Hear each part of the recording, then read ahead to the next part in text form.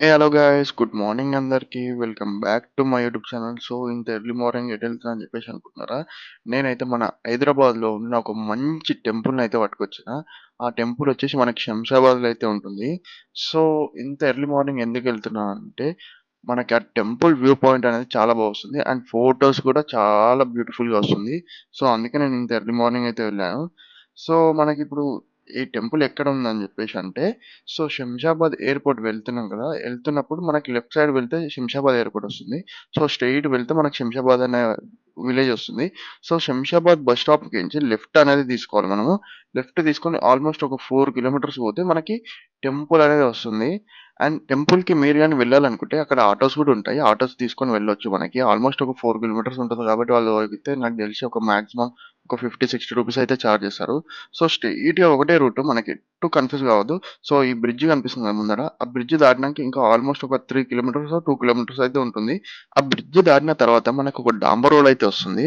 So ఆ డాంబర్ రోడ్‌లో మనమైతే చూసుకోవచ్చు. రైట్ సైడ్‌లో మనకు హనుమాన్ స్టాచ్యూ అనేది కనిపిస్తుంది. సో ఆ హనుమాన్ స్టాచ్యూ దాటినంక కొంచెం ముంగటనే లెఫ్ట్ సైడ్‌లో మనకి టెంపుల్‌ది అయితే ఒక ఆర్చ్ అయితే కనిపిస్తుంది. సో ఆ లెఫ్ట్‌లో మనం తీసుకొని స్ట్రెయిట్‌గా వెళ్తే మనకి పార్కింగ్ టికెట్ అయితే వాళ్ళు చార్జ్ చేస్తారు. చూడండి ఇదొచ్చేసి ఆర్చ్ అన్నమాట టెంపుల్‌ది. ఆర్చ్ లోపలికి నుంచి ఎంటర్ కాగానే మనకి ముందర పార్కింగ్ టికెట్ అనేది తీసుకోవాలన్నమాట. సో పార్కింగ్ టికెట్ తీసుకొని లోపలికైతే ఎంటర్ అయిపోయినాము. సో ఈ టెంపుల్ అయితే చాలా చాలా పెద్దది. దాదాపు ఒక 9 ఎకర్స్ అయితే ఉంటుందంట ఏరియా వచ్చేసి. అండ్ చుట్టూ నేచర్‌తో చాలా బ్యూటిఫుల్‌గా ఉంటుంది. చూడండి ఎంత బాగుందో టెంపుల్ అయితే. చుట్టూ పచ్చని వాతావరణం అయితే ఉంటుంది. ఇక్కడ మనకి టెంపుల్ అయితే కనిపిస్తుంది కదా! అదైతే శివాలయం టెంపుల్ అన్నమాట. మనకి ఎంట్రన్స్‌లోనే లెఫ్ట్ సైడ్‌లో ఉంటుంది.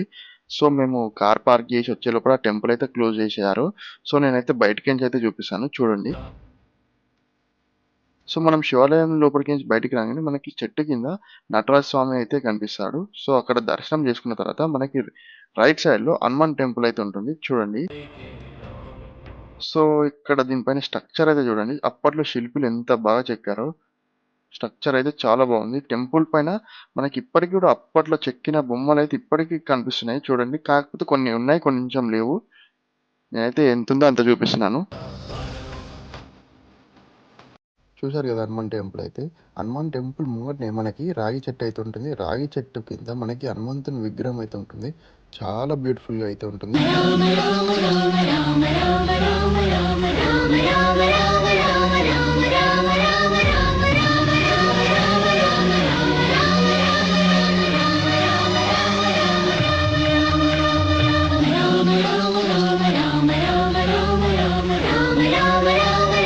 సో, మన శంషాబాద్‌లో ఇంత మంచి టెంపుల్ ఉందంటే ఎవ్వరు నమ్మరు.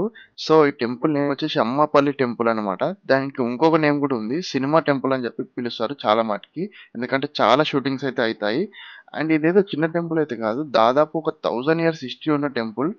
అండ్ ఈ టెంపుల్‌లో మనకి ఆల్‌మోస్ట్ 500 తెలుగు మూవీస్ అయితే షూట్ చేశారు. సో, చూస్తున్నారు గదా! ఇదైతే మనకి టెంపుల్ లోపటికైతే ఎంట్రన్స్ అన్నమాట. సో, లోపలికైతే వెళ్ళిపోదాము. సో, లోపలికి ఎంటర్ అయిపోయిన తర్వాత మనకైతే ఇదొచ్చేసి మెయిన్ టెంపుల్ అన్నమాట. సో, టెంపుల్ మాత్రం చాలా బ్యూటిఫుల్‌గా ఉంటుంది. సో, నేను చుట్టూ చూపిస్తాను ఒకసారైతే టెంపుల్‌నైతే చూడండి.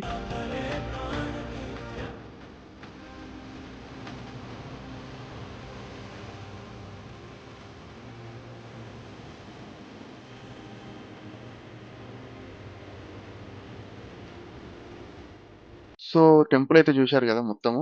సో, ఇదొచ్చేసి మనకి లోపట అన్నమాట. చూడండి ఎంత బాగుందో. అండ్ ఈ టెంపుల్‌కొక హిస్టరీ అయితే ఉంది. ఏంటంటే అయోధ్యలో మనకి రాముడు ఎలా అయితే ఉంటాడో, సో ఇక్కడ గూడా రాముడైతే అలాగే ఉంటాడు.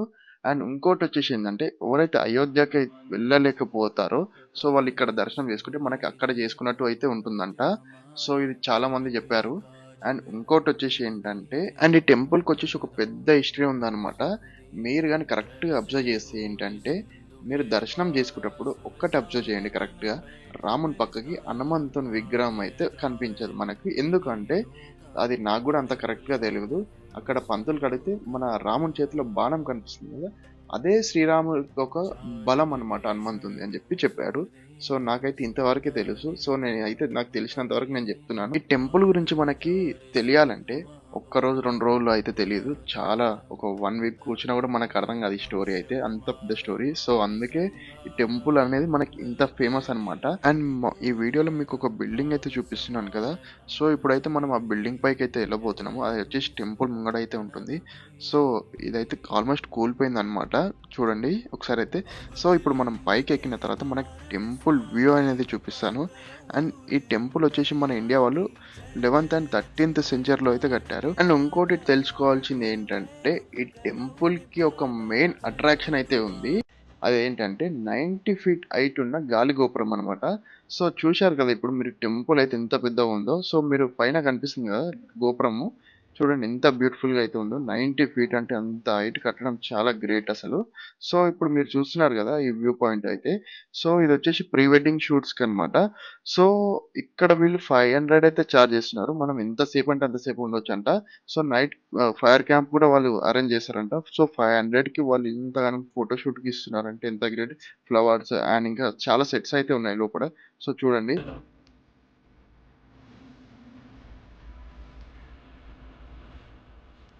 సో చూశారు గదా! ఆ ప్లేస్ అయితే. అండ్ ఇంకోటేంటంటే ఈ టెంపుల్‌కి ఇంకో అట్రాక్షన్ అయితే ఉంటుంది. సో, ఆ టెంపుల్ పక్కకి మనకి ఒక కోనేరు అయితే ఉంటుంది అన్నమాట. ఆ కోనేరులో మనకి చాలా మూవీ షూటింగ్స్ అయితే జరిగినాయి. నాకు తెలిసిందయితే 'సంక్రాంతి' అండ్ ఇంకోటి 'ప్రభాస్' గారి మూవీ అన్నమాట. నాకైతే నేమ్ గుర్తుకులేదు. 'పౌర్ణమియో' సంథింగ్ ఏదో. అండ్ చూశారు గదా! నా వీడియో అయితే. నేను ఇంకో టెంపుల్‌కైతే వెళ్ళబోతున్నాను. ఈ టెంపుల్‌కి నుంచి 3 కిలోమీటర్స్ అయితే ఉంటుంది. ఆ టెంపుల్ నేమ్ వచ్చేసి 'కోల్‌కత్తా కాళీ' అన్నమాట.